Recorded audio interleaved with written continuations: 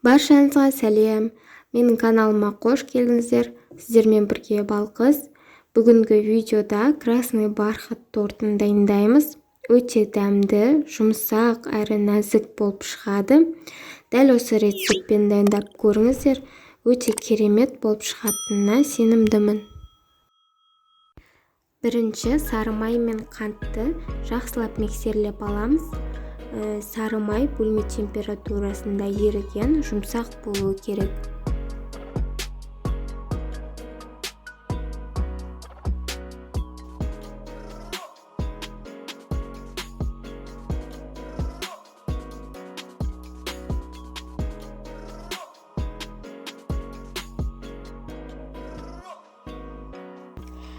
Сосын жұмыртқаларды біртіндеп жарып салып, тағы да миксерлейміз.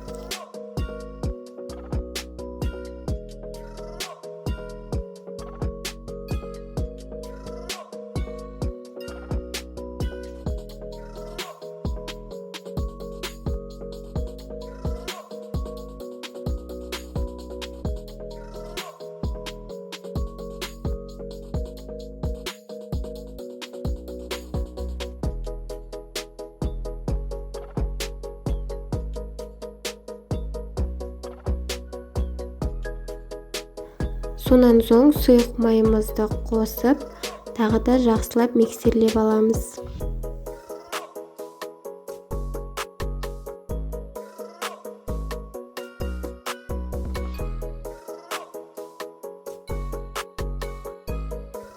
Құрғақ қоспаларымызды бір ыдысқа қосып, араластырып, дайындап қоямыз.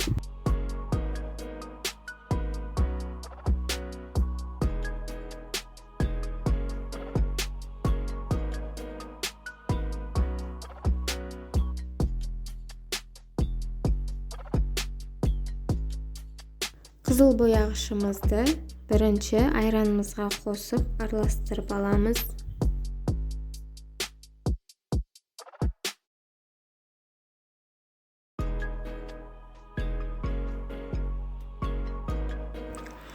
Құрғақ заттарымыз бен қызыл бояғышымызды осы видеодағыдай етіп бірге салып, жақсылап миксерлеп аламыз.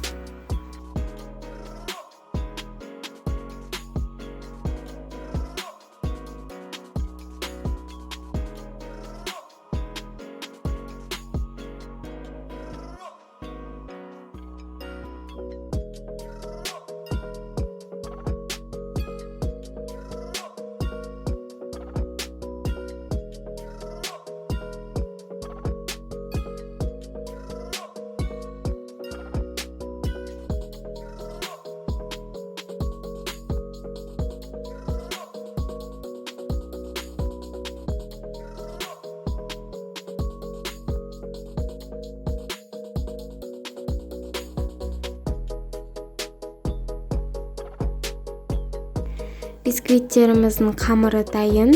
Енді осыны 3 бөлікке бөліп пісіретін боламыз. Менде бір ғана кольцо болған соң біртіндеп пісіремін. Сол үшін қожытарымның бәрін бірдей болу үшін осылай үлкендеу кесеге теңдей етіп бөліп алып барып пісіремін. Қожытарымыз бірдей болып шықса, тортымызды жинағанға оңай болады және тортымыз түзу әдемі болып шығады. Сіздер де осылай жасап көріңіздер. Қожытарымызды осылай қызып тұрған пеште 180 градуста 20-25 минуттан пісіріп аламыз. Әркімнің пеші әртүрлі қызады, сол себептен қарап тұрып пісіріп алғандарыңыз дұрыс болады. Енді кремін дайындаймыз.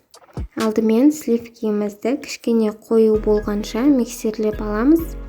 Сливкиміз міндетті түрде тоңазытқыштан шыққан, салқын болуы керек.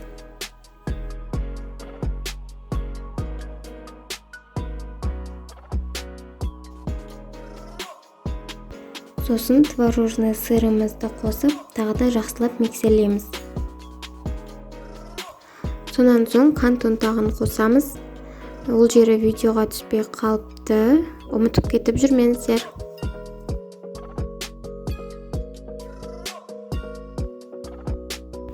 креміміздің қоюлығы осындай өз формасын ұстап тұратын болып шығады. Енді тортымызды жинауға көшейік. Мен тортты кольцода жинаймын. Кольцосыз жинасаңыздар да жақсы болып шығады. Астыңғы қоржын оң қаратып саламыз. Сосын қалған екеуін теріс қаратып салып жинаймыз. Сол кезде тортымыздың сыртына крем жағып түзулеген кезде оңай болады.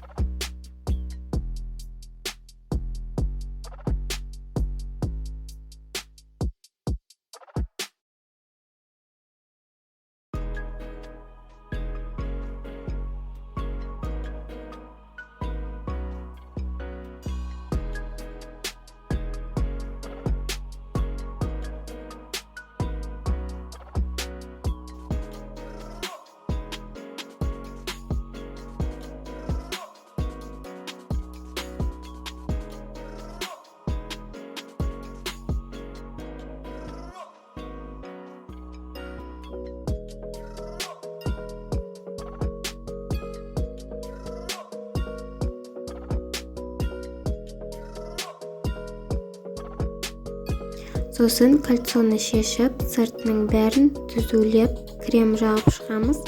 Оформлениясын өз ойыңыздағыдай етіп жасасаңыздар болады. Немесе Убипайдың оформлениясымен жасасаңыздар да әдемі болып шығады.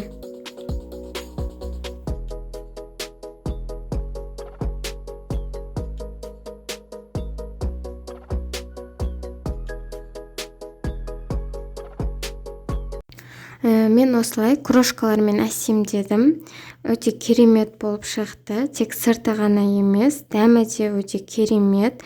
Менің отбасыма бұл торт қатты ұнады. Сіздерге де ұнайды деген сенімдемін. Егер видеом ұнаса, лайк басып, каналға тіркеліп қойыңыздар. Алда тағы да көп рецептілер болады. Күтіңіздер.